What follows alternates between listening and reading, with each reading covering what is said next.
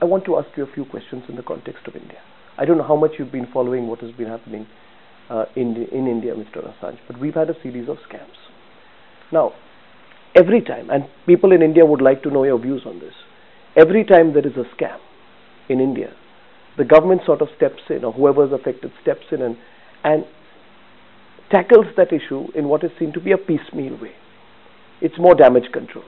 Handle one scam at a time, put it up to some process of inquiry, ensure that it is away from constant media attention. In your view, how long will this sort of approach last?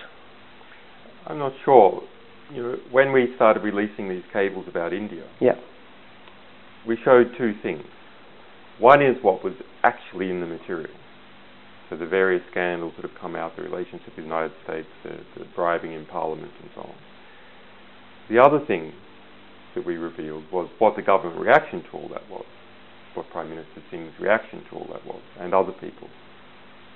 So we can see two types of information coming forth, and both of these are quite important to understand how these organisations are actually behaving. So I agree with you, the response by the government left a lot to be desired.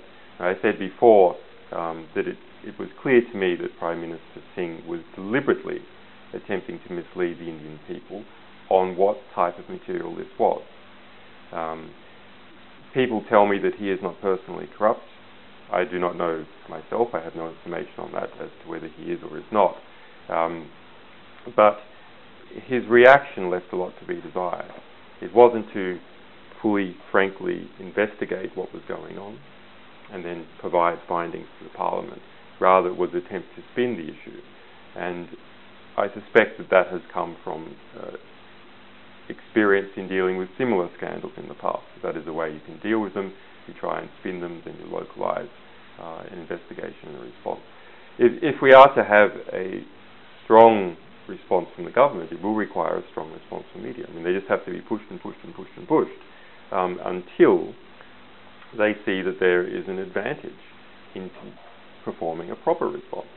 And that's what will drive these people. I understand from running an institution which is constantly under attack from state actors and from critics, that you do try and put out the biggest fire first.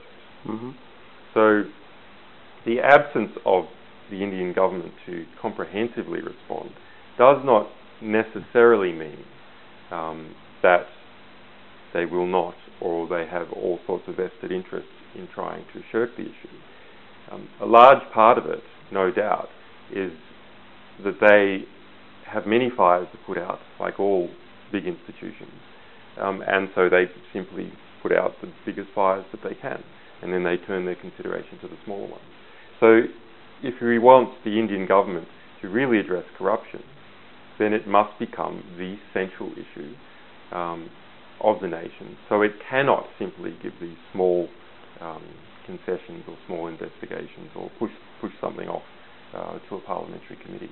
And that actually seems like it may be on the cards. Mr. Assange, everyone responded. Everyone in the government began to say just one thing. That do you expect the government of India to respond to WikiLeaks papers? Do you expect us to take these cables seriously? At the end of the day, the description was that this is just diplomatic garble. It means nothing. It is, unverifiable beyond a point. It is one person's opinion. A government cannot respond to what is seen to be, say, the opinion of one person or a conversation that is, they call it hearsay.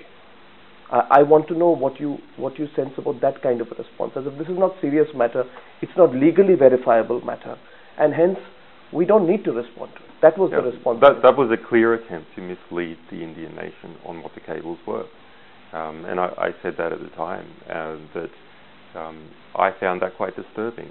And we have dealt with over 60 different countries in relation to things we have released, in relation to the cables we have released.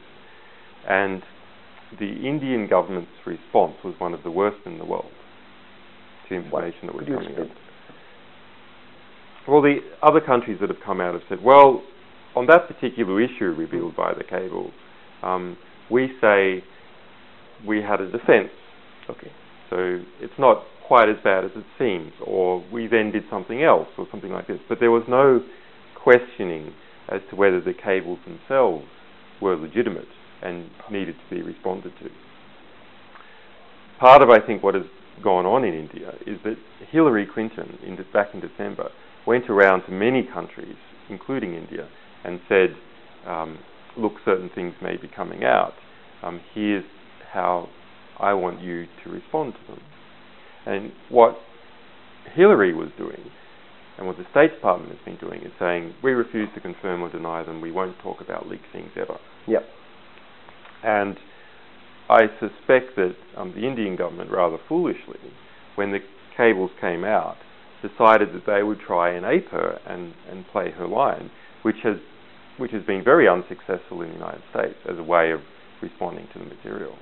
And other countries, to their credit, have not decided to go down the line recommended by Hillary in refusing to talk about anything that was in a cable, but rather have, fully engage with what the allegations were.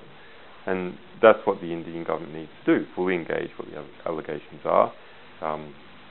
These cables have not been questioned at all. There's ongoing prosecutions, in fact, into us, into an alleged source, Bradley Manning, FBI investigations, a CIA task force, etc.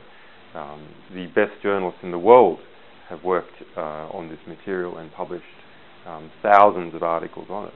So there's no doubt that what's in the cables is correct to the degree that that is what American diplomats wrote, and that is what they sent back to Washington. Mr. Assange, when you say that Hillary Clinton went around, is this just your assessment? Is this just, you're connecting the dots there? Oh, no, do you have some information that Hillary Clinton could have coached the Indian government preemptively about what the response should be? I have read that Hillary Clinton, members of the State Department, did in fact approach the Indian government in December. And we know that they were doing that with dozens of governments. And the large governments received phone calls either from Hillary Clinton or Barack Obama, or Joseph Biden, who in the State Department spoke to the Indian government. I'm not sure about this, but I understand that it is admitted that the Indian government was approached by the United States back in December.